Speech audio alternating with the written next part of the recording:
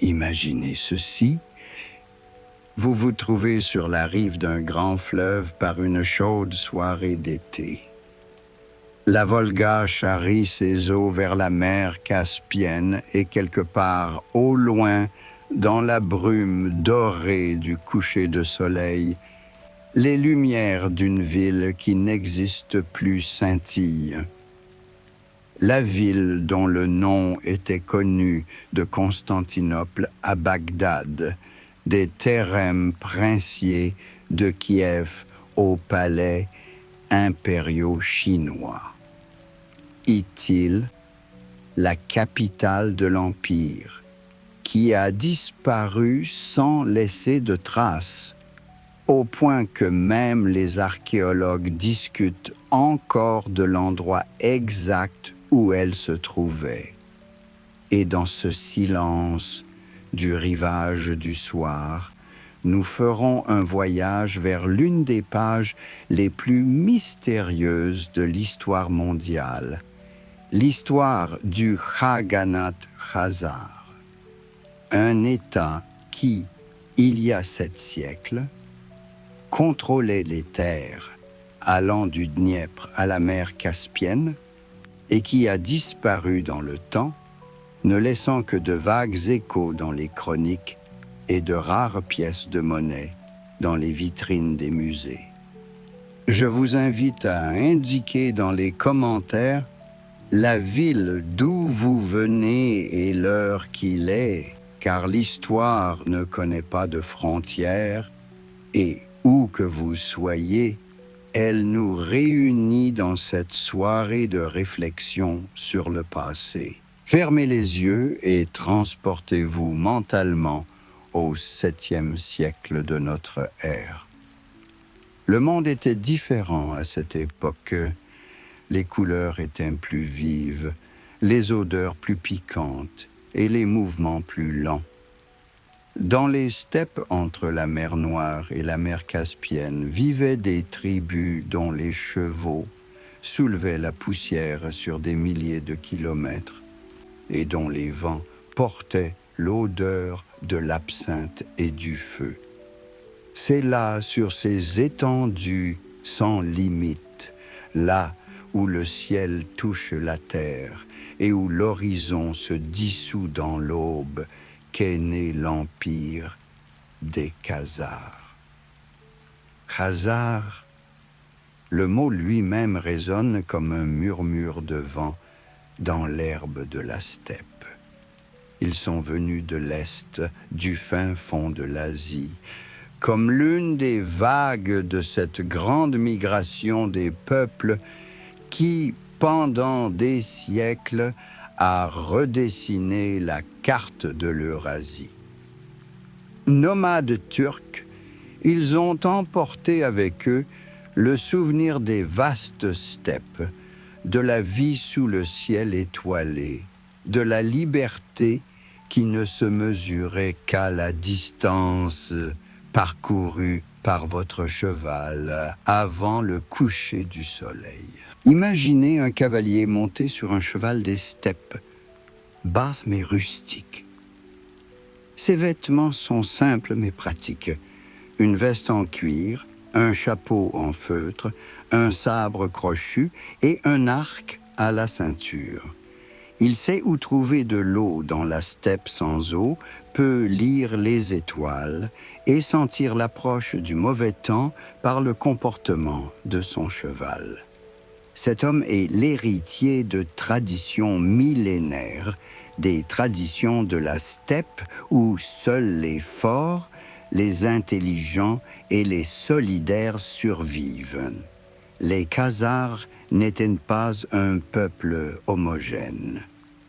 Comme un fleuve recueille les eaux de nombreux affluents, l'Union khazare a absorbé diverses tribus et clans. Il y avait des descendants des anciens Savirs, des peuples de langue iranienne installés dans les contreforts du Caucase, des tribus locales dont les racines remontaient à la préhistoire. Tous ces peuples se sont progressivement fondus en une seule nation sous le règne des Khazars Khagans, créant cette étonnante mosaïque de culture qui allait devenir la marque de fabrique du futur empire. Au milieu du 7e siècle, alors que le prophète Mahomet prêche dans la lointaine Arabie et que les empereurs byzantins de Constantinople complotent la restitution des terres perdues, les steppes de la mer Noire sont le théâtre d'événements qui détermineront le sort de l'Europe de l'Est pendant des siècles. Le grand khaganat turc, cet État gigantesque qui s'étendait des frontières chinoises à la mer Noire, commençait à se désintégrer sous le poids de sa propre taille et de ses contradictions internes. C'est alors que les Khazars se sont affirmés comme une force indépendante. Ils se sont séparés du Khaganat turc occidental, non pas à la suite d'une guerre sanglante, mais plutôt comme une conséquence naturelle du fait que le pouvoir central s'était affaibli et ne pouvait plus contrôler les territoires éloignés. Les Khazars se trouvaient au bon endroit, au bon moment. Ils contrôlaient des territoires stratégiquement importantes entre les mers, par lesquelles passaient les principales routes commerciales. La première épreuve sérieuse pour le jeune État khazar fut la rencontre avec l'association bulgare, connue dans l'histoire sous le nom de Grande Bulgarie. Imaginez cette rencontre. Deux puissantes forces nomades convergent quelque part dans les steppes d'Azov. Une colonne de poussière s'élève vers le ciel. On entend le piétinement de milliers de sabots, le tintement des armes, les cris des guerriers. L'air est empli de l'odeur de la sueur des chevaux et des hommes, du cuir et du métal. Il ne s'agit pas seulement d'une bataille, mais de l'affrontement de deux modes de vie, de deux conceptions de la propriété de la steppe. Les Khazars ont gagné. Cette victoire n'est pas seulement un succès militaire, elle leur transmet symboliquement le bâton de la domination dans les steppes de l'Europe de l'Est.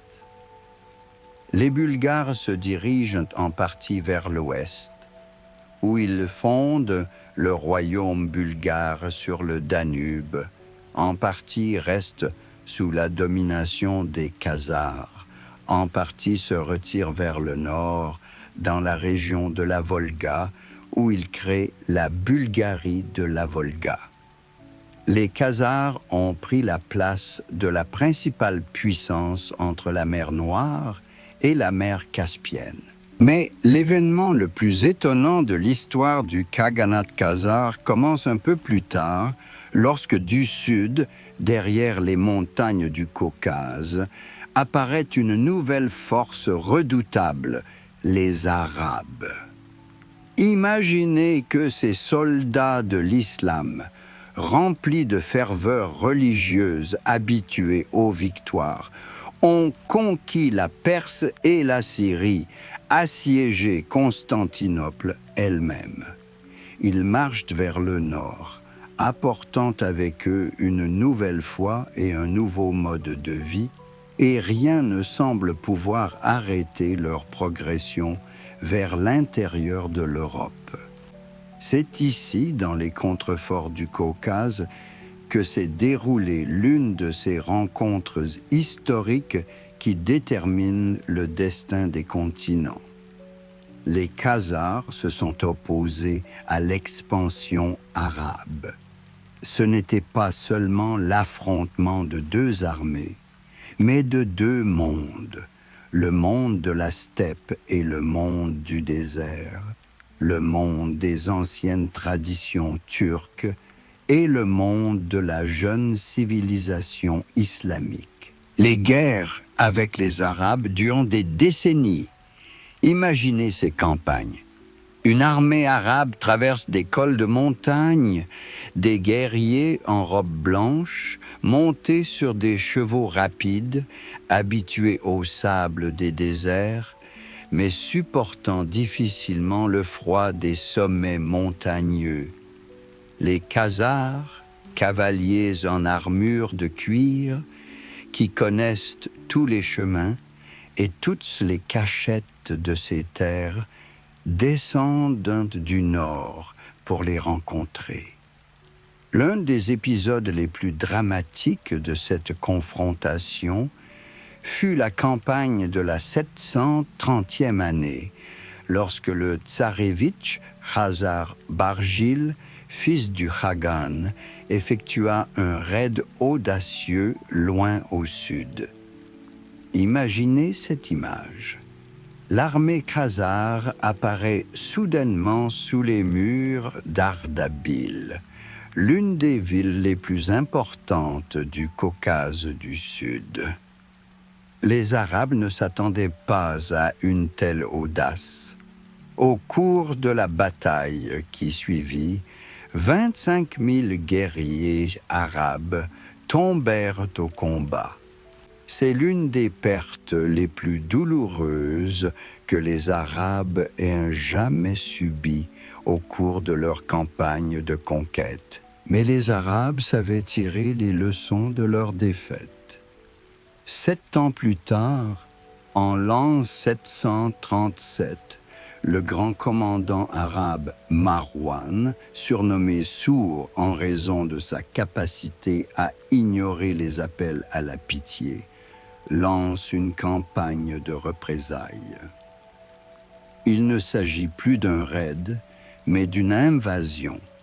Une immense armée marche vers le nord, balayant tout sur son passage. Les Khazars ont battu en retraite en utilisant la tactique de la terre brûlée.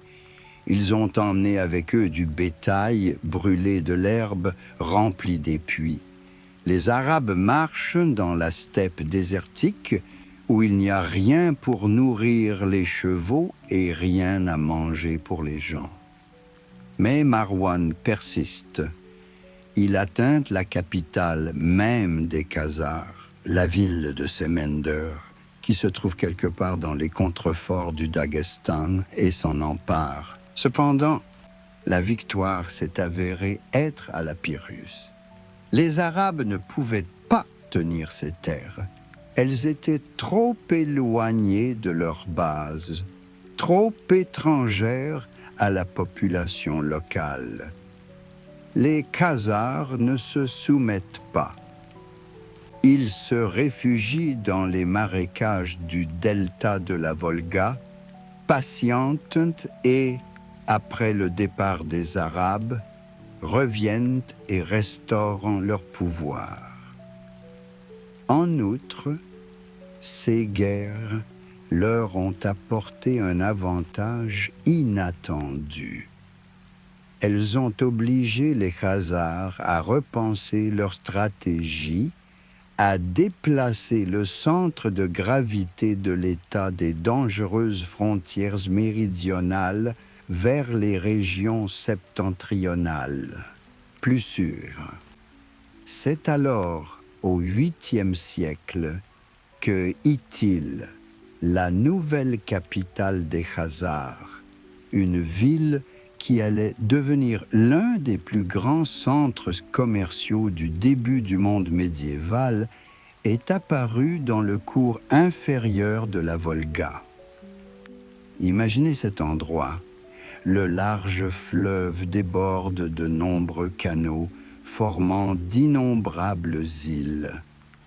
Sur l'une d'entre elles, mieux protégée par l'eau que par les murs d'une forteresse, une ville émergent. Ce sont d'abord des yourtes et des maisons en bois, puis des bâtiments en briques, des palais de souverains, des entrepôts de marchands, des ateliers d'artisans. L'air est saturé d'odeurs. Poissons de la Seine, cuir des ateliers, épices des caravanes de chameaux, fumée des forges. Des gens vêtus différemment marchent dans les rues, guerriers khazars en cotte de maille, marchands arabes en robe de chambre blanche, invités slaves en chemise brodée, marchands juifs en long cafetan. Une multitude de langues résonnent. Le turc khazar, l'arabe, le slave, le juif, le grec. Ce n'est pas seulement une ville, c'est une fenêtre entre les mondes, un lieu où l'Est et l'Ouest, le Nord et le Sud se rencontrent. L'État khazar prend peu à peu les formes qui le rendront unique dans l'histoire. Il existe un système remarquable de double pouvoir qui n'a pas d'analogue dans le monde médiéval.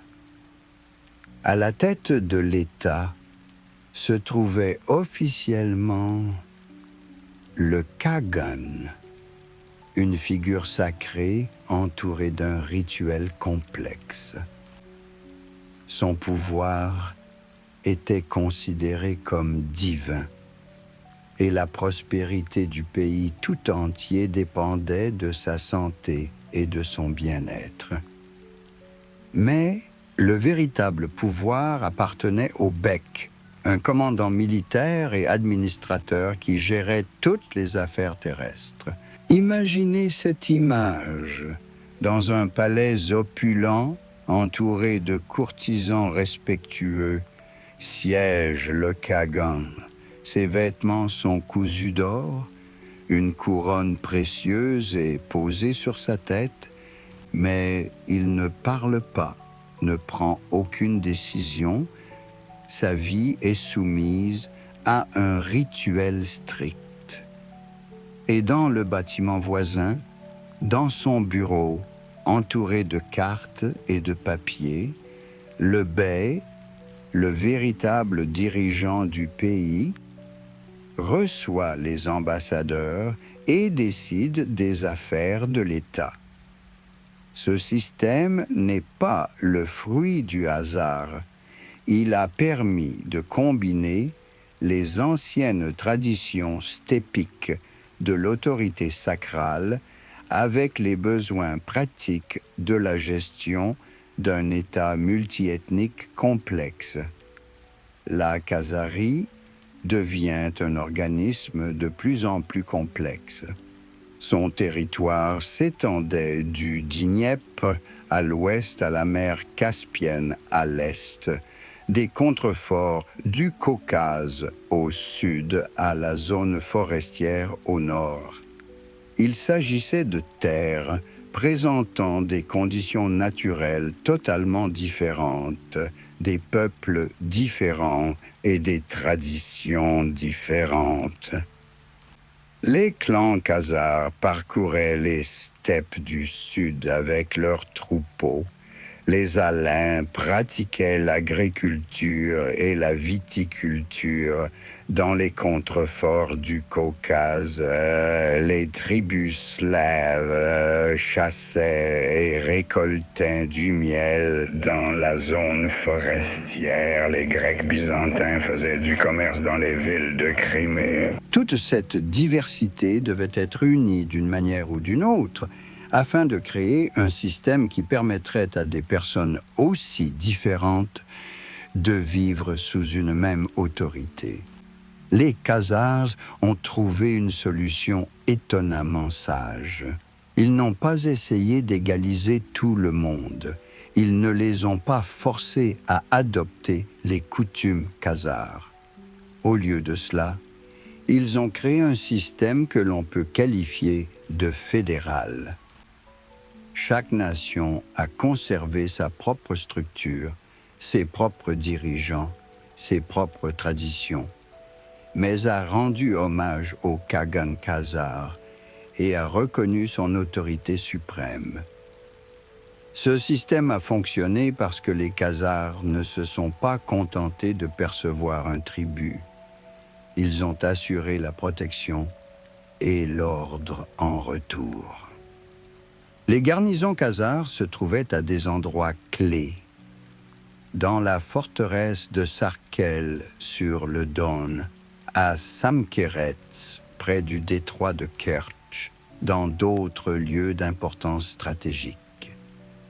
Elles surveillaient les routes commerciales, mettaient fin aux querelles et assuraient la stabilité, sans laquelle la prospérité est impossible.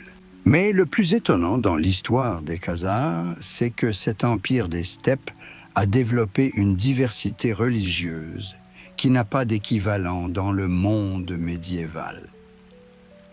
Imaginez un matin à Ithil, les rayons dorés du soleil perçant la brume matinale au-dessus de la Volga. Et, dans cette douce lumière, vous pouvez apercevoir les silhouettes de temples et de sanctuaires complètement différents. Ici, sur une île, se côtoie une église chrétienne avec une croix en bois sur le dôme, une mosquée avec un élégant minaret, une synagogue avec une façade modeste et, un peu plus loin, un ancien sanctuaire avec un arbre vénéré par les descendants des nomades des steppes. L'air est rempli d'un étonnant mélange de sons. Les cloches chrétiennes sonnent quelque part pour l'office du matin. L'appel du muezzin vient de la mosquée. Dans la synagogue, on récite les prières du matin. Et près de l'arbre sacré, un chaman marmonne des incantations s'adressant aux esprits des ancêtres. Et tout cela ne crée pas une cacophonie. Les sons se fondent en une symphonie étrange mais harmonieuse, symbolisant ce qu'était la Khazarie. Un lieu de rencontre entre les mondes, les cultures et les croyances. Au départ, les Khazars, comme la plupart des peuples des steppes, vénéraient Tengri, le grand dieu du ciel qui régnait sur la vaste steppe. C'était une religion des grands espaces où le temple principal était le dôme du ciel. Et les principaux prêtres étaient des chamans qui pouvaient lire les signes dans le vol des oiseaux, dans les motifs des nuages, dans le bruit du vent dans l'herbe. Les Khazars avaient des arbres sacrés, de puissants chênes ou des peupliers des steppes qui poussaient près des sources ou sur les tumulus ancestraux. Ils s'adressaient à ces arbres pour demander la pluie, la santé du bétail, la victoire sur les ennemis. Mais à mesure que la Khazarie devenait un État de plus en plus complexe, en contact avec d'autres civilisations, le tableau religieux commençait à se complexifier. Le christianisme est arrivé du sud, de Byzance et de Transcaucasie. Imaginez les premiers prédicateurs chrétiens dans les terres khazars. Ils marchaient à pied sur les routes de la steppe, s'arrêtaient chez les nomades, parlaient du Christ à des gens qui avaient l'habitude de vénérer les forces de la nature. Ce n'était pas une tâche facile. Comment expliquer à un nomade qui avait passé sa vie en plein air que Dieu pouvait vivre dans un bâtiment en pierre? Comment parler de l'amour de ses ennemis à ceux pour qui la guerre faisait partie du quotidien? Pourtant, le christianisme s'est enraciné dans le pays khazar. Dès le XVIIe siècle, l'un des souverains khazars vassaux Alpes Ilitwer a été baptisé. Les empereurs byzantins voyaient dans la christianisation des Khazars une tâche politique importante. Après tout, une Khazarie chrétienne serait un allié naturel de Byzance contre le monde islamique. Ils envoyèrent des missionnaires, construisirent des églises et offrirent aux souverains khazars de précieuses icônes et des vases d'église. Mais d'un autre côté, l'islam était aussi venu du sud. Les guerres arabes ont paradoxalement contribué à la pénétration de la foi musulmane dans les terres khazares. En effet, la guerre, ce n'est pas seulement des batailles, mais aussi des contacts, du commerce, des échanges culturels. Des marchands arabes sont apparus dans les villes khazares, ont parlé de leur foi, ont épousé des femmes locales et sont restés vivre. Peu à peu, une communauté musulmane influente s'est formée à Itil. En outre, l'islam pénétra même dans l'armée khazare. La garde royale qui gardait le palais du Khagan était composée en grande partie de musulmans. Des mercenaires appelés laricias. Imaginez cette image. Dans le palais du Khagan païen, des soldats qui, 5 fois par jour, font face à la Mecque et lisent les sourates du Coran. Cela n'a été possible qu'en Khazarie, qui fait preuve d'une tolérance étonnante à l'égard des croyances d'autrui. Et puis, dans ce tableau religieux coloré, il s'est produit un événement qui a rendu la Khazarie unique dans l'histoire du monde. Au début du IXe siècle, l'élite dirigeante des Khazars a adopté le judaïsme. Cette décision était si inattendue, si inédite, que les historiens se disputent encore sur ses causes et ses conséquences. Imaginez cette scène. Dans une immense tente décorée de tapis et d'or, les chefs khazars se réunissent. Devant eux se tiennent les représentants de 3 religions. Un prêtre chrétien en soutane sombre, un imam musulman en robe de chambre blanche, un rabbin juif en long kaftan. Chacun raconte sa foi, chacun tente de convaincre les dirigeants khazars de la véracité de leurs enseignements. Il ne s'agit pas seulement d'un choix religieux, mais d'un choix géopolitique, d'un choix de la grande civilisation à laquelle lié son destin. J'ai choisi le judaïsme. Pourquoi? Peut-être parce que c'était le seul moyen de maintenir l'indépendance, de ne pas s'incliner devant la Byzance chrétienne ou le califat islamique. Le judaïsme était une religion sans empire, une religion qui ne comportait aucune menace d'assujettissement politique. Des considérations pratiques ont peut-être également joué un rôle. Les communautés juives étaient des partenaires importants dans le commerce international et l'acceptation de leur foi ouvrait de nouvelles possibilités de relations commerciales. Le personnage clé de ce processus était un chef militaire nommé Bulan, fondateur de la dynastie qui allait régner sur la Khazarie pendant les siècles suivants.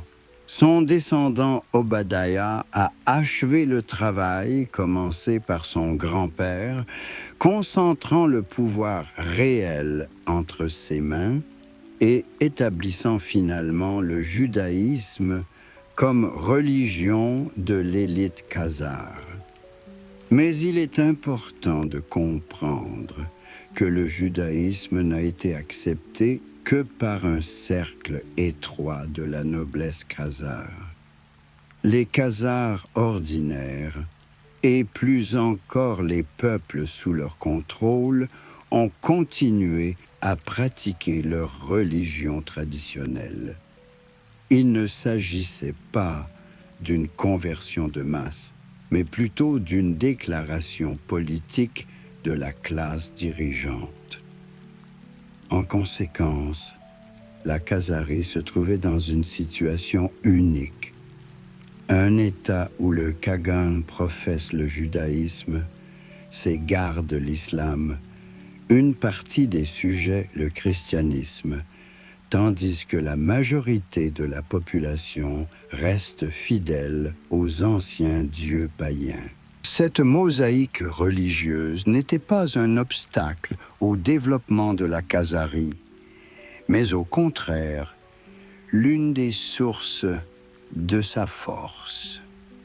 À Ithil, il existait un système judiciaire développé où chaque religion avait ses propres juges. 7 juges rendaient la justice dans la capitale du Khaganat, et chaque communauté pouvait compter sur une résolution équitable du litige, conformément à ses lois et traditions. Imaginez une place de marché à Ithil au plus fort d'une journée d'été. Le soleil est impitoyable, mais le commerce est en pleine ébullition. Ici, on entend des dizaines de langues et on voit des centaines de visages différents. Ici, un marchand sogdien, vêtu d'une robe de chambre en soie, regarde les fourrures apportées par les chasseurs slaves des forêts du Nord. Non loin de là, un marchand juif pèse sur une balance précise les dirhams d'argent reçus pour un lot de miel. Un marchand arabe marchande avec un berger khazar le prix des chevaux. Ces mêmes chevaux des steppes réputés pour leur endurance et leur rapidité. Un peu plus loin, à l'ombre d'un auvent, un vieux marchand chinois est assis, sirotant tranquillement son thé et observant l'agitation. Dans sa caravane, il y a de la soie et de la porcelaine, du thé et des épices, des boîtes laquées et de l'ivoire. Il a parcouru des milliers de kilomètres, traversé des déserts et des montagnes pour arriver ici, à Ithil, où toutes les routes commerciales du monde se rejoignent. C'est le commerce qui a été la principale source de richesse de la Khazarie. Le Khaganat contrôlait les principales voies de transit, la grande route de la soie qui reliait la Chine à l'Europe, la route commerciale de la Volga par laquelle les Vikings scandinaves apportaient de l'ambre et des fourrures au monde musulman et recevaient en retour de l'argent et de la soie. Les terres khazars ont été traversées par des commerçants rachdonites, des marchands juifs qui ont créé le premier réseau commercial mondial de l'histoire, reliant l'Espagne à la Chine, la Scandinavie à l'Inde. Les Khazars ne produisaient pas de soie et d'épices, de porcelaine et de pierres précieuses, mais ils contrôlaient les routes par lesquelles toutes ces richesses circulaient de l'Est vers l'Ouest et vice-versa.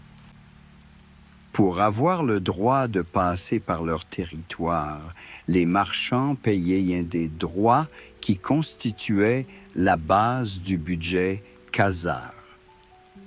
Il s'agissait d'un modèle économique très moderne pour l'époque. Vivre non pas aux dépens de la production, mais aux dépens des services, aux dépens de la création de conditions propices au commerce. À Itil, de magnifiques caravansérails ont été construits, c'est-à-dire des auberges pour les marchands, où l'on pouvait non seulement passer la nuit et nourrir les animaux, mais aussi rencontrer des partenaires commerciaux, conclure des marchés et obtenir des informations sur les prix pratiqués dans d'autres villes. C'est là que travaillaient les changeurs qui échangeaient diverses pièces de monnaie, solidi byzantines, dirhams arabes, denarii d'Europe occidentale. Il y avait également des entrepôts où les marchandises pouvaient être stockées pendant des mois, dans l'attente d'un marché favorable. La Khazarie elle-même produisait également des biens destinés à l'exportation. Les steppes exportaient des chevaux, ceux-là même que les empereurs chinois admiraient et pour lesquels les califes arabes étaient prêts à payer en or.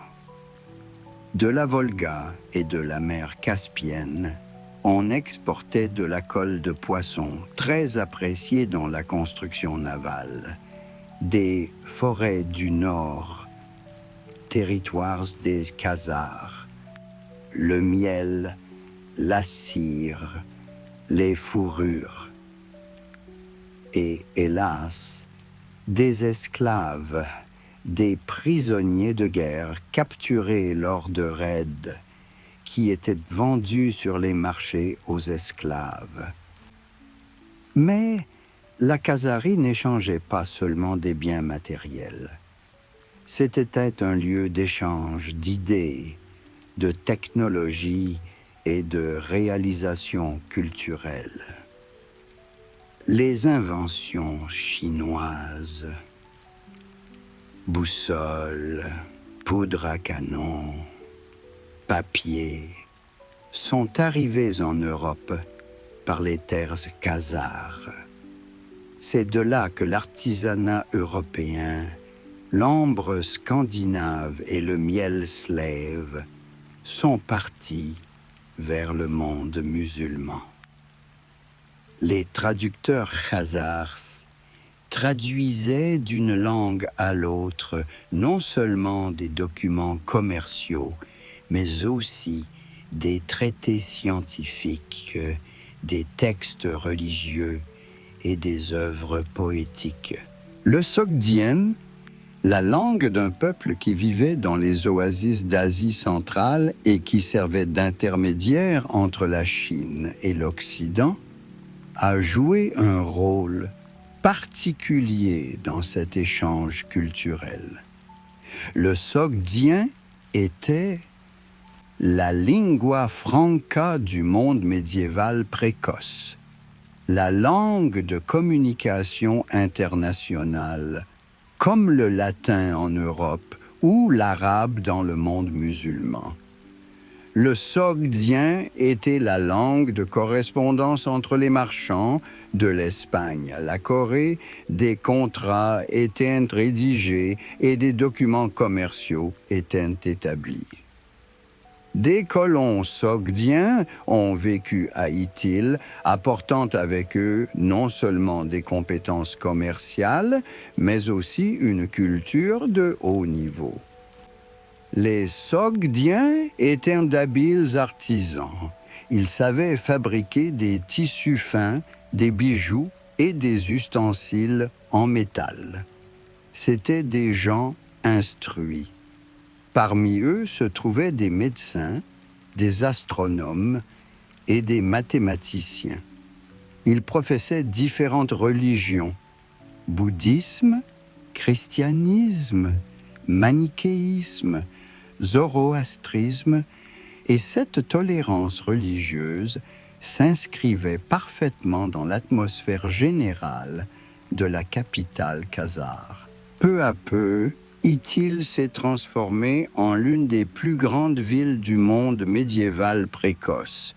Selon diverses estimations, elle comptait entre 100 et 200 000 habitants. Un chiffre énorme pour l'époque, comparable à la population de Constantinople ou de Bagdad. La ville grandit, s'étend, occupe de plus en plus d'îles dans le delta de la Volga. De nouveaux quartiers, des ateliers, des palais de la noblesse sont construits. Les archéologues ne s'entendent toujours pas sur l'emplacement exact d'Itil. Le fleuve a changé de cours au cours des siècles passés. Le niveau de la mer Caspienne a fluctué et la ville a pu être inondée ou cachée par des sédiments.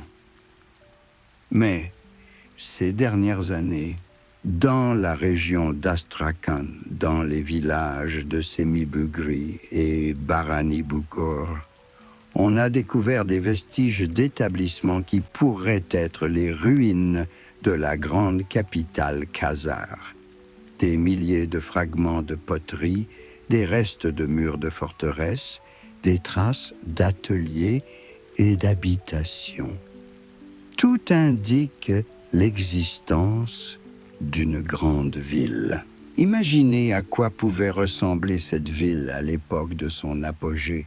Le matin, lorsque la brume s'élève de l'eau, on peut voir les silhouettes des mosquées et des synagogues, des églises chrétiennes et des sanctuaires païens. La fumée s'élève des cheminées des ateliers où l'on forge le fer, où l'on tisse le tissu et où l'on moule la vaisselle. Les rues sont bordées de caravanes de chameaux, du bruissement des chevaux sur le marché aux chevaux et des cris des marchands qui proposent leurs marchandises. Et dans la partie nord de la ville, séparée du quartier commerçant par un large canal, se dresse le palais du Khagan, centre du pouvoir mystérieux qui unit cette population hétéroclite et multilingue en un seul État. Imaginez ce palais à l'heure du coucher du soleil. La lumière rouge dorée se reflète dans les fenêtres. Des gardes en armures étincelantes se tiennent immobiles devant les portes. Et quelque part dans les profondeurs de l'édifice, dans des chambres recouvertes de tapis précieux, siège un homme dont le pouvoir s'étend du Dniepr à la mer Caspienne, mais qui ne quitte pratiquement jamais les murs de sa résidence. Le Khagan n'est pas seulement un dirigeant, mais une incarnation vivante du pouvoir divin, une figure sacrée dont la santé et le bien-être dépendent de la prospérité du pays tout entier. Sa vie est soumise à un rituel strict. Il se lève à certaines heures, mange certains aliments, reçoit des visiteurs certains jours. Il ne faut pas le voir trop souvent, car cela pourrait détruire son pouvoir sacral. Il ne s'exprime guère en public. Ses paroles sont trop importantes pour être consacrées à des sujets quotidiens. Et dans cette situation paradoxale, où le chef d'État formel est pratiquement exclu de la gouvernance réelle, toute l'étendue du pouvoir exécutif est concentrée entre ses mains. Le Bek, roi, comme on l'appelait en hébreu, Melek. Si le Kagan est un symbole, le Bek est une action. Si le Kagan incarne la tradition, le Bek est responsable de l'innovation. Si le Kagan relie l'État aux puissances supérieures, le Bek résout les problèmes terrestres. Imaginez une matinée dans le bureau de Bek. Il est tôt, la ville est encore endormie et le soleil commence à peine à dorer les eaux de la Volga.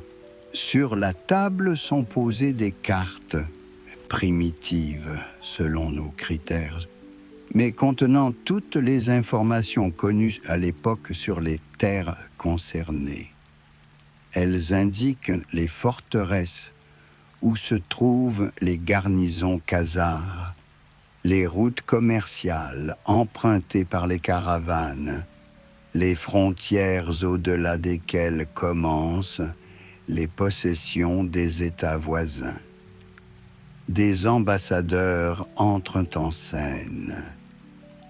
Un diplomate byzantin richement vêtu, habitué au faste de la cour de Constantinople, un émissaire arabe représentant les intérêts du calife de Bagdad, un boyard bulgare parlant au nom du roi danubien, un prince slave de la lointaine Kiev, qui ne sait pas encore que ses descendants deviendront les fossoyeurs de la puissance khazare. Chacun d'entre eux souhaite obtenir quelque chose de la Khazarie, une alliance contre des ennemis communs, des privilèges commerciaux, une assistance militaire. Bek écoute tout le monde calmement, en pesant chaque mot. Il sait que toute décision qu'il prend peut avoir des conséquences qui se répercuteront des années et des décennies plus tard. La Khazarie existe dans un équilibre de pouvoir complexe et la moindre erreur de calcul peut le perturber. C'est pourquoi la diplomatie khazare a toujours été l'art du possible.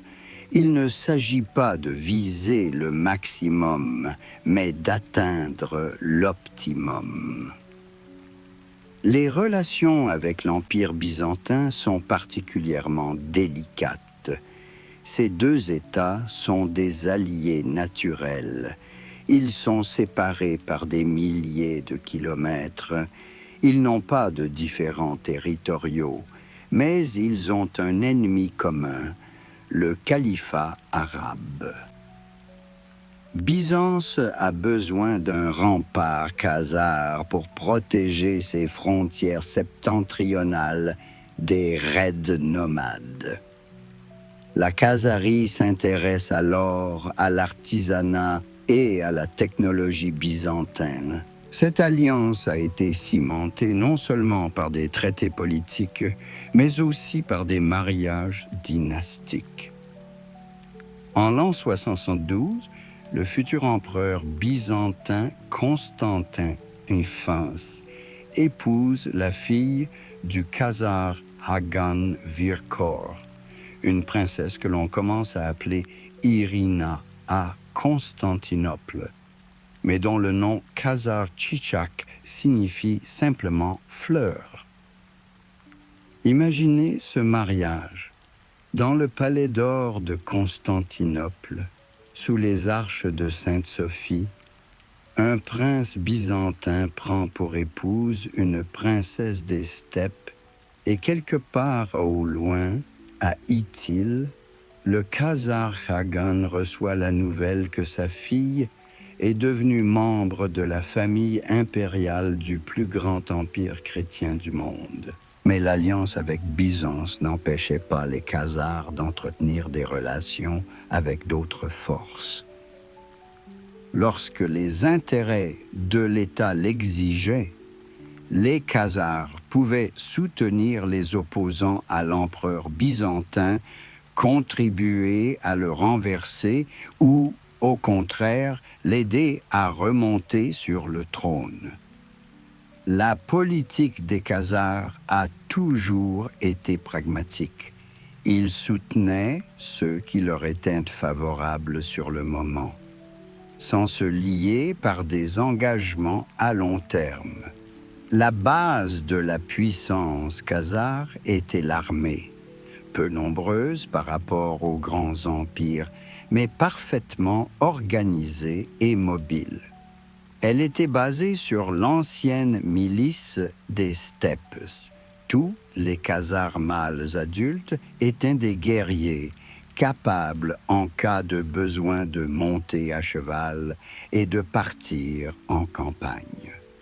Cette milice pouvait atteindre le nombre de 100 ou 300 000 personnes, un chiffre impressionnant.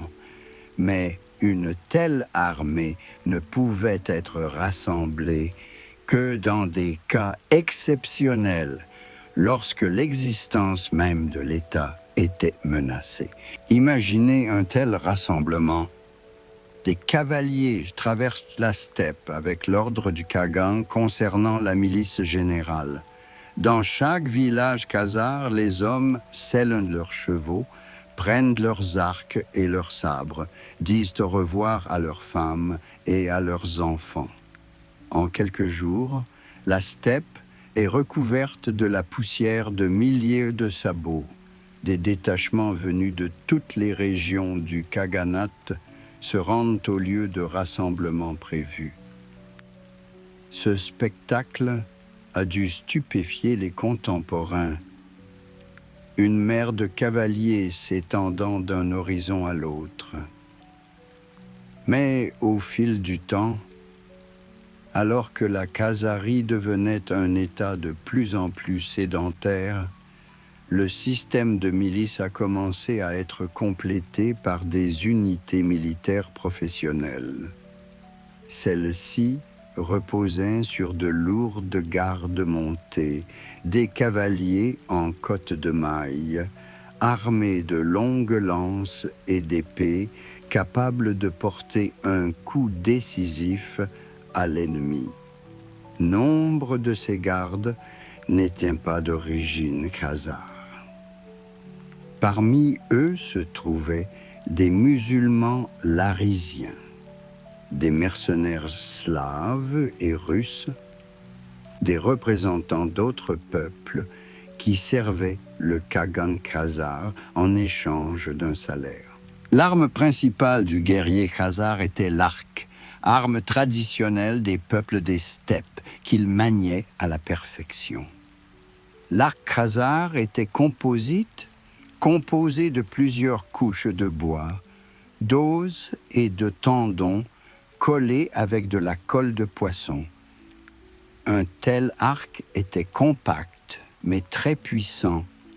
Une flèche pouvait transpercer la cotte de maille à une distance de 100 pas. Les cavaliers khazars pouvaient tirer au galop et atteindre leur cible avec une précision incroyable. Outre les arcs, les Khazars utilisaient des épées, des sabres des lances et des haches de combat.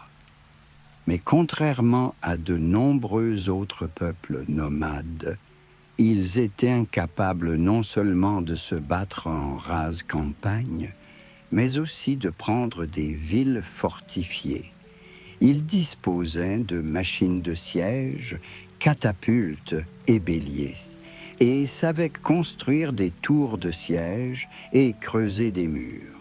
Cela indique un niveau élevé d'organisation militaire et de connaissances techniques. L'une des plus célèbres forteresses khazars était Sarkel, la forteresse blanche, construite sur le Don avec l'aide d'ingénieurs byzantins.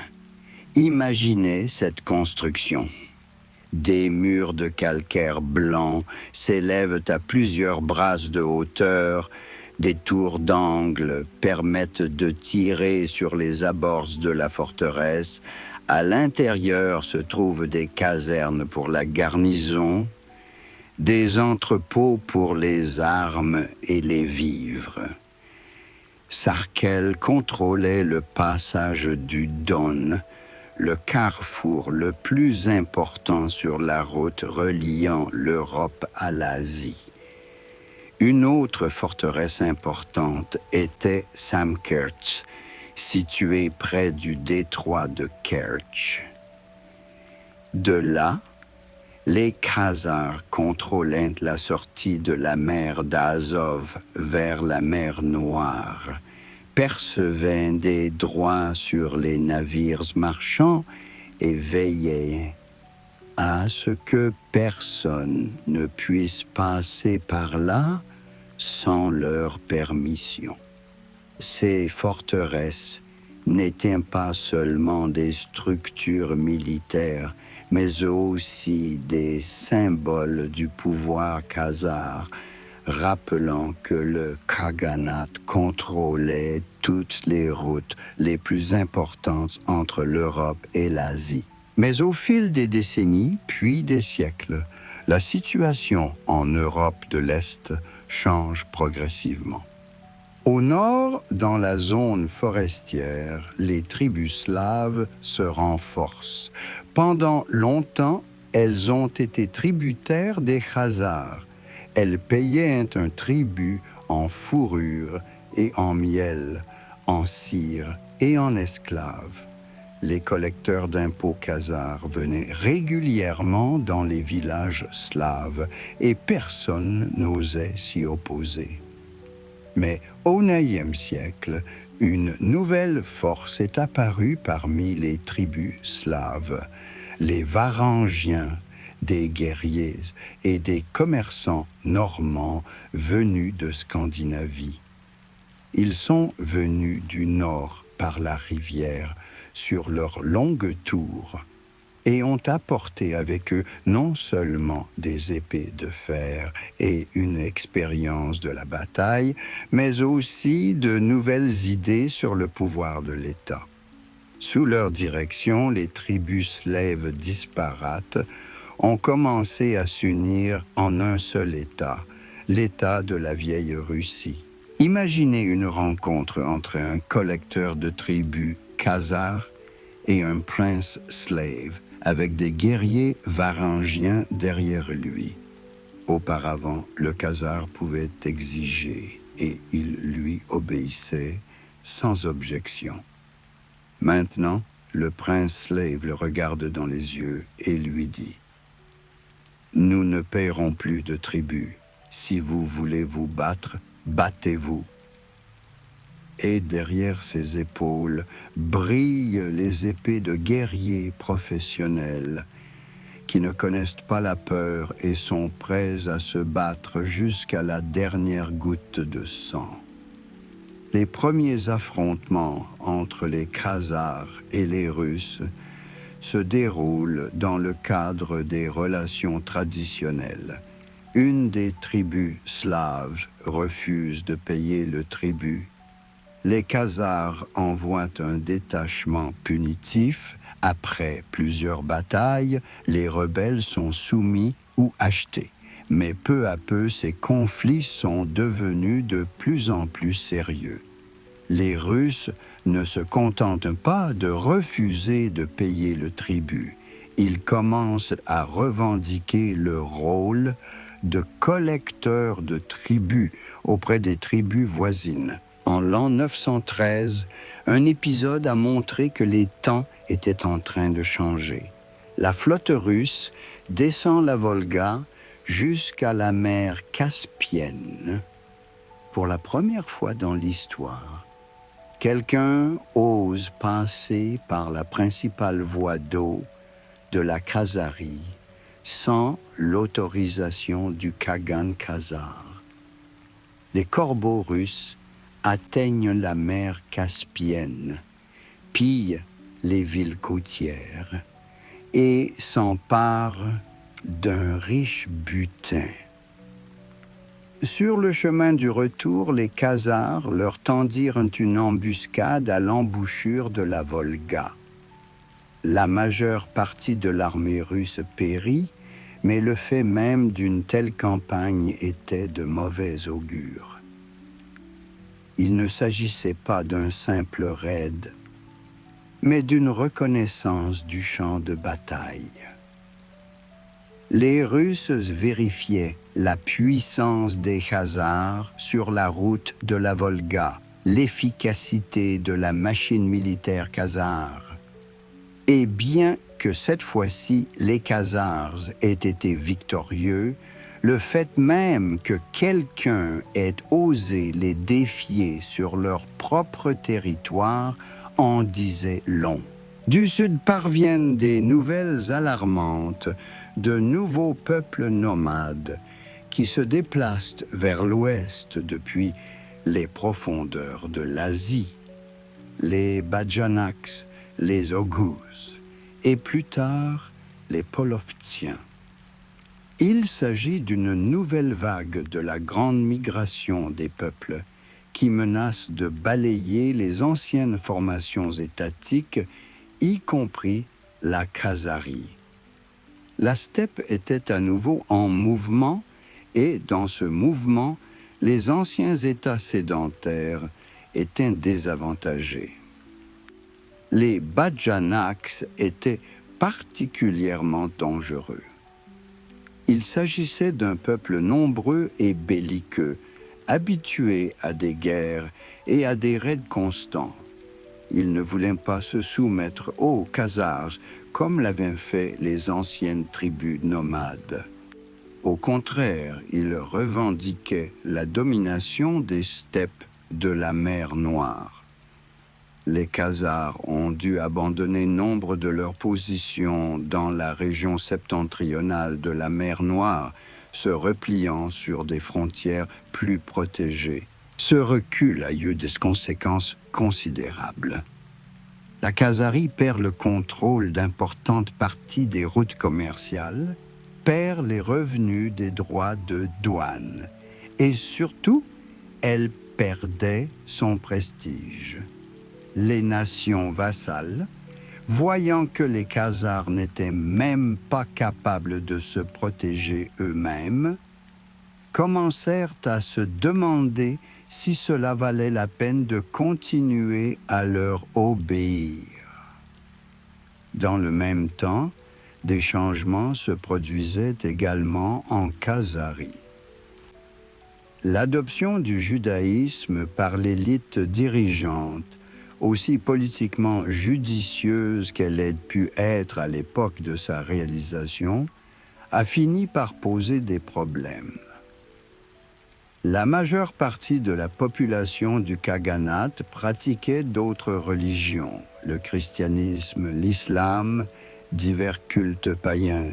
Peu à peu, le sentiment s'est répandu que les dirigeants s'étaient éloignés de leur peuple, qu'ils étaient devenus des étrangers. Il ne s'agit pas d'un conflit ouvert. Les Khazars n'ont jamais tenté de convertir de force leurs sujets au judaïsme. Au contraire, ils ont maintenu la tolérance religieuse qui avait toujours caractérisé leur État, mais le lien délicat entre le pouvoir et le peuple qui repose sur des croyances, des traditions et une compréhension du monde commune, s'affaiblit progressivement. Pendant ce temps, l'État de la vieille Russie se renforce dans le nord. Kiev est gouverné par des princes qui ne se contentent pas du rôle de tributaire du Khazar Khagan. Ils voulaient eux-mêmes devenir des collecteurs de tribus, des maîtres des routes commerciales, des souverains des tribus slaves. Pour ce faire, ils disposaient d'une base sérieuse, une force militaire croissante, basée sur la combinaison des effectifs slaves et de la formation militaire varangienne. Imaginez la suite d'un prince russe de l'époque. Il ne s'agit plus d'une milice de paysans appelés à la guerre, mais de guerriers professionnels pour qui la guerre est un métier et un mode de vie. Ils sont magnifiquement armés. Chacun possède une épée, un bouclier, une lance ou une hache de guerre. Ils portent des anneaux, des casques, des armures de cuir. Ils savent se battre à pied, à cheval et à dos d'âne. Ils sont habitués aux longues campagnes, à la vie dans un camp militaire, aux dangers permanents. Et cette force, cette nouvelle machine militaire créée par les princes russes, est dirigée contre la Khazarie. Pas immédiatement, pas en un seul coup décisif. Au début, il s'agit d'escarmouches séparées, de conflits frontaliers, de disputes pour savoir qui a le droit de percevoir le tribut de telle ou telle tribu. Mais peu à peu, le conflit prend de l'ampleur et il devient évident qu'il n'y a pas assez de place en Europe de l'Est pour deux grandes puissances. C'est ainsi qu'en l'an 965 de la Nativité du Christ, arriva le moment tant attendu et tant redouté. Le jeune prince de Kiev, Sviatoslav Igorevitch, qui a reçu son nom en l'honneur de la gloire et de la lumière, a décidé de porter un coup décisif à la puissance khazare. Imaginez cet homme. Il est encore très jeune, plein d'énergie et d'ambition. Il rêve d'une gloire qui traversera les siècles. Derrière ses épaules, l'expérience des campagnes réussies contre les Bulgares de la Volga. Devant lui, le rêve de créer un grand empire du Danube à la Volga. Sviatoslav rassemble une armée, non seulement sa suite kievienne, mais aussi des guerriers de tribus slaves alliés, des mercenaires varangiens, des cavaliers péchénègues. Il ne s'agit pas seulement d'un raid pour obtenir un tribut, mais d'une guerre d'anéantissement, du désir de mettre fin une fois pour toutes à la domination khazare en Europe de l'Est. Imaginez cette armée, des milliers de guerriers se déplaçant sur les routes de la steppe, soulevant la poussière vers le ciel, à l'avant des éclaireurs montés au centre, une escouade à pied sous les drapeaux du prince, sur les flancs, des détachements alliés de Péchenègues montés sur des chevaux rapides de la steppe. La rencontre a eu lieu quelque part dans les steppes du Don, non loin de la forteresse khazare de Sarkel. Imaginez cette image. C'est le début de la matinée. Le brouillard flotte encore sur l'herbe de la steppe, mais le soleil se lève déjà, promettant une journée chaude. Sur la colline, on peut voir les bannières de l'armée khazare. Des guerriers en cotte de mailles, des cavaliers montés sur des chevaux, des steppes rabougries mais robustes, des commandants vêtus de riches armures.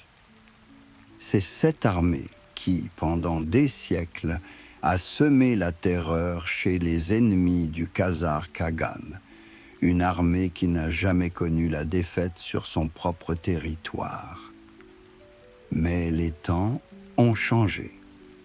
L'armée khazare n'est plus ce qu'elle était. Beaucoup de guerriers professionnels, mais peu de cette ferveur des steppes, de cette volonté de mourir pour sa terre natale, qui rendait autrefois les Khazars invincibles. L'armée de Sviatoslav brûle d'une soif de bataille, d'un désir de gloire et de butin. La bataille est cruelle, mais elle ne dure pas longtemps. Les ordres khazars tremblent puis s'enfuient. Sarkel tombe, ses murs blancs sont détruits, la garnison est en partie tuée, en partie faite prisonnière. Mais ce n'est qu'un début. Sviatoslav ne se limite pas à la prise d'une seule forteresse, il décide de frapper le cœur même de l'État khazar. Son armée se déplace vers l'est, sur la Volga, jusqu'à Itil, la capitale même qui, pendant des siècles, a été le symbole de la puissance khazare. Imaginez cette campagne. Des pions russes descendent la Volga et sur les rives se déplace une armée montée. La population locale, horrifiée, s'enfuit, jetant maisons et biens. La nouvelle de l'approche de Sviatoslav circule plus vite que lui, semant la panique dans les villes et villages khazars. Et voilà que Itil, la grande capitale qui semblait imprenable, s'ouvre devant l'armée russe. La ville est située sur des îles, entourée d'eau et possède de puissantes fortifications. Mais les défenseurs n'ont plus le même état d'esprit. La nouvelle de la défaite de l'armée à Sarkel les a démoralisés. De plus, de nombreux habitants de la ville, marchands, artisans, domestiques, ne sont pas prêts à mourir pour le pouvoir khazar.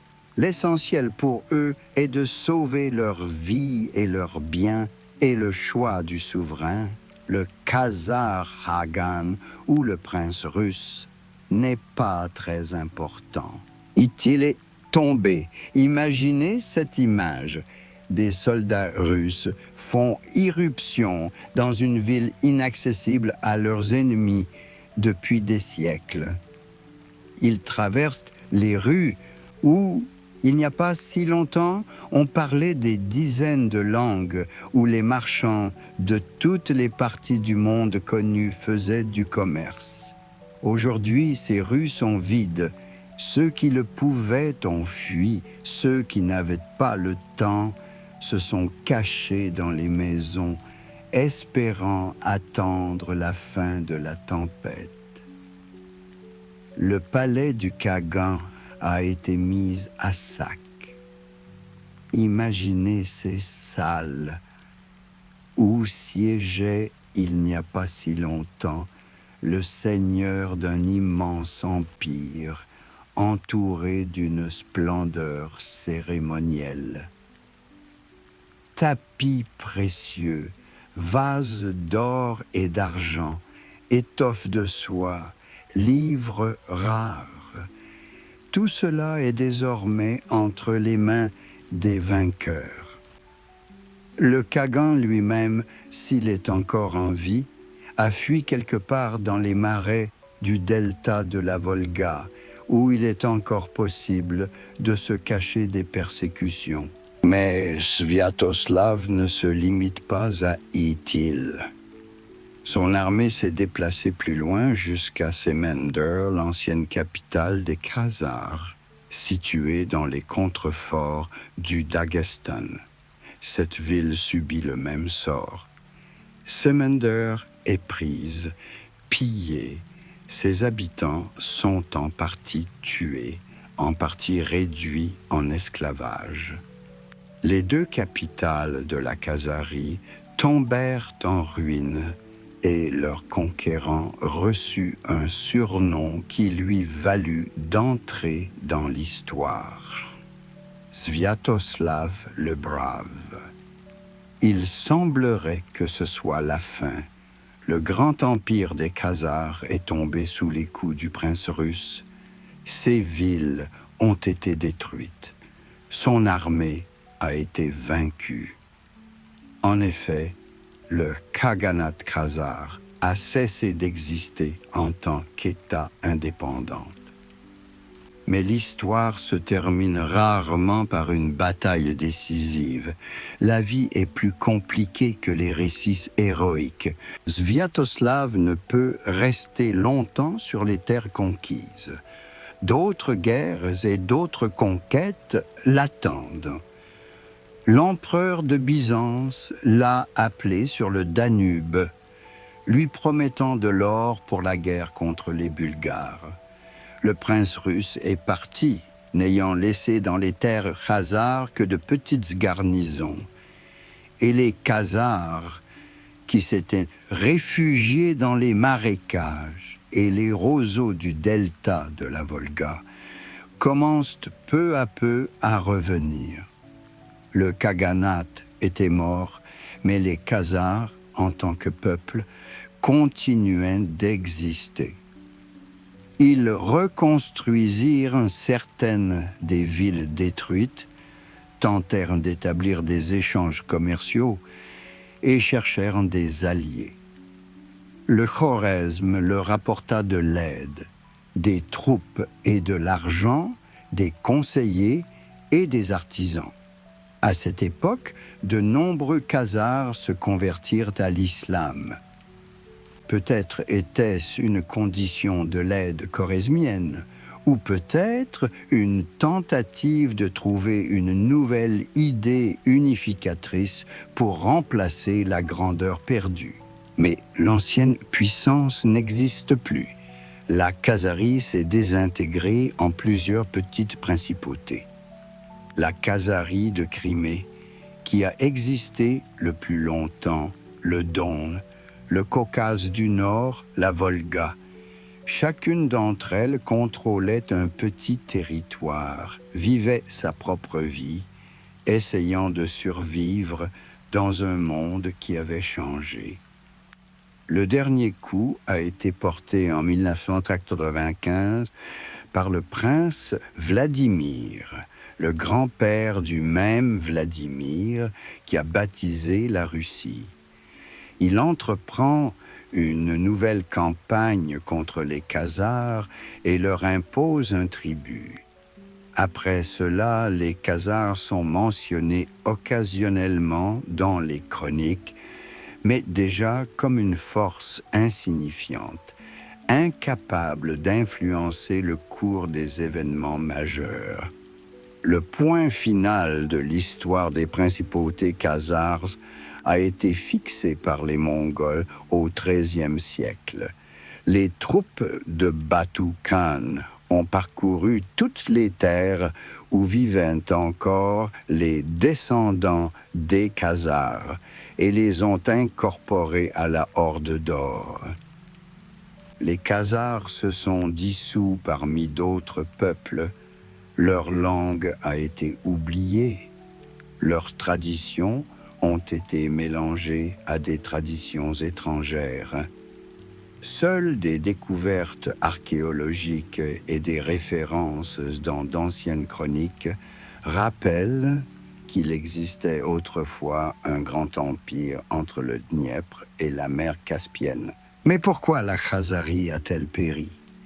Pourquoi cet État qui, pendant 7 siècles, a contrôlé de vastes territoires, lutté avec succès contre les Arabes, construit des villes et développé le commerce, est-il finalement tombé sous les coups d'une armée russe relativement petite? Les historiens débattent encore de cette question, avancent des versions différentes. Mais apparemment, il y a eu plusieurs raisons et toutes ont agi simultanément. Tout d'abord, la situation internationale a changé. La grande route de la soie, qui pendant des siècles avait rapporté à la Khazarie d'énormes revenus provenant des droits de douane, commence à perdre de son importance. Le commerce maritime devient de plus en plus important et les routes caravanières terrestres de moins en moins rentables.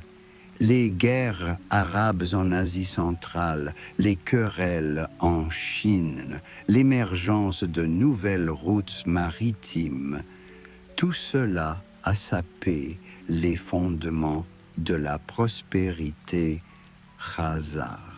Deuxièmement, les contradictions internes s'accumulaient en Khazarie même.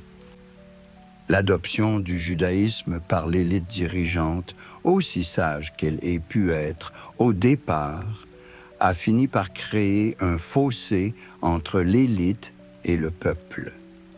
La majorité des Khazars ont continué à pratiquer les croyances traditionnelles ou ont accepté le christianisme et l'islam, mais pas le judaïsme. Cette situation a privé l'État du pouvoir unificateur qu'offrait une religion commune. Troisièmement, la nature même de la guerre a changé. L'époque des grandes armées montées qui pouvaient décider de l'issue de la guerre en une seule bataille appartenait au passé.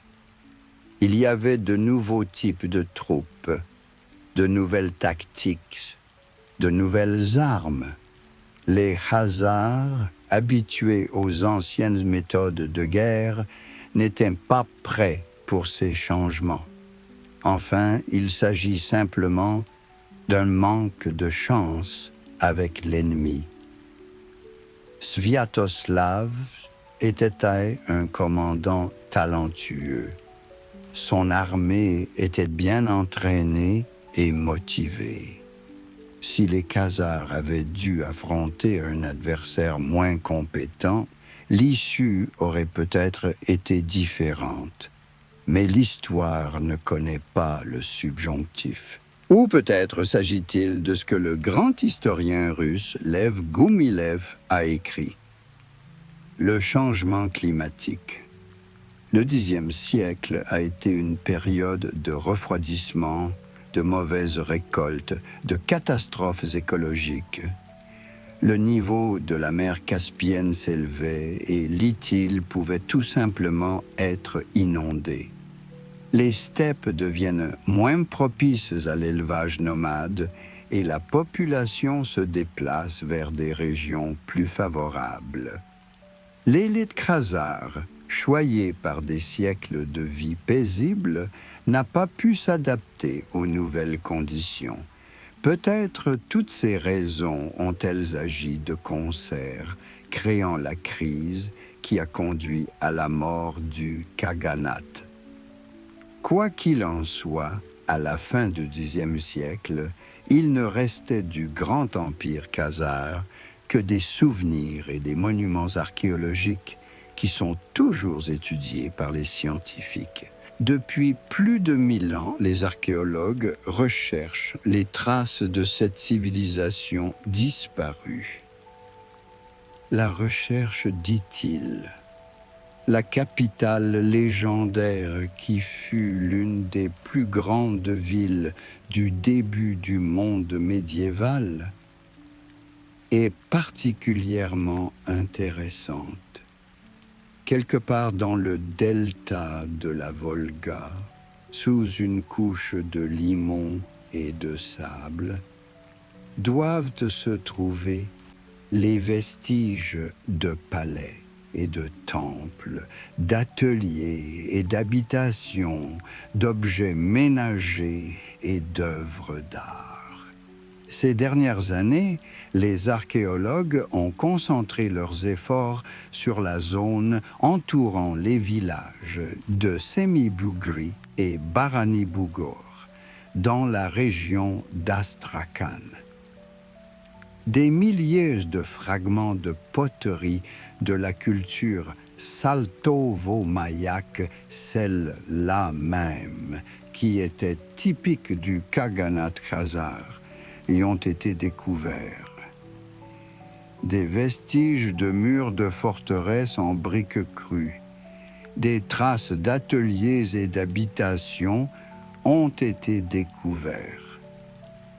Il s'agit peut-être des ruines, dit-il, mais seules des recherches plus approfondies permettront de répondre définitivement à cette question. Et dans la lointaine Kiev, dans le secteur de l'actuelle place Lviv, les archéologues recherchent des traces de la ville de Zidovski, le comptoir commercial khazar qui existait dans l'ancienne capitale russe. Des milliers de pièces de monnaie arabes et des vestiges de fortifications présentant des analogies avec les monuments khazars ont été découverts. Il s'agit peut-être de la forteresse de Sambatas, mentionnée par l'empereur byzantin Constantin Porphyrogenitus. La science moderne ouvre de nouvelles pages de l'histoire des Khazars. Des généticiens ont étudié des restes provenant de sépultures khazars et ont découvert que les Khazars étaient un peuple d'origine mixte. Ils combinaient des traits mongoloïdes et caucasoïdes. La plupart d'entre eux avaient les yeux bruns, les cheveux et la peau foncée, une apparence typique des nomades des steppes. Cette constatation est confirmée par les sources écrites qui décrivent les Khazars comme un peuple combinant les traits de différents groupes ethniques. Les historiens continuent d'étudier la correspondance khazare, ces documents étonnants qui nous sont parvenus du fond des siècles. Les rois khazars correspondaient avec les communautés juives d'Espagne, leur parlant de leur pays, de leur foi, de leurs problèmes. Ces lettres sont une source inestimable d'informations sur la vie de l'État médiéval, vue de l'intérieur. L'étude de la khazarie est devenue une discipline scientifique à part entière, les études khazares. Des scientifiques de différents pays, Russie, États-Unis, Israël, Allemagne, échangent des données, mènent des recherches conjointes, publient des monographies et des articles. Peu à peu, l'image de la vie de la civilisation disparue, qui n'est pas moins intéressante et complexe que celle de nombreux autres États du Haut Moyen-Âge, est reconstituée. Le Khaganat khazar était un phénomène unique dans l'histoire du monde. Un État où les représentants de différents peuples et religions coexistaient pacifiquement, où le commerce était plus important que la guerre, où la diplomatie était valorisée par rapport à la puissance des armes. C'est peut-être pour cela qu'il est mort. La paix est toujours fragile. La tolérance a besoin de force pour être défendue, et quand la force manque, ce sont des solutions plus simples et plus cruelles qui l'emportent. Mais la mémoire de la khazarie perdure, dans les noms des fleuves et des villes, dans les découvertes archéologiques dans la mémoire génétique des peuples qui ont vécu sous la domination des Khazars Khagans. Et chaque fois que nous affirmons que la coexistence pacifique de différentes cultures est possible, que le commerce vaut mieux que la guerre, que la diplomatie est plus efficace que la violence, nous perpétuons, dans une certaine mesure, la tradition khazare. C'est ainsi que s'achève notre récit sur l'empire disparu des Khazars.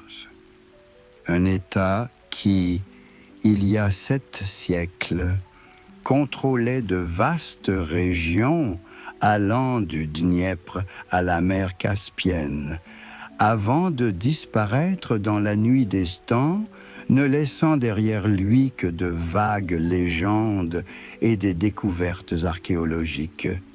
Mais n'est-ce pas là le destin de tous les empires? L'histoire ne nous enseigne-t-elle pas que tout dans ce monde est éphémère, que même les États les plus puissants deviennent tôt ou tard la propriété du passé? Bonne nuit, chers auditeurs, que vos rêves soient lucides et que demain vous apporte de nouvelles découvertes et de nouvelles histoires. Nous vous donnons rendez-vous dans la prochaine édition de notre podcast confortable où nous partirons à nouveau en voyage à travers les pages mystérieuses du passé.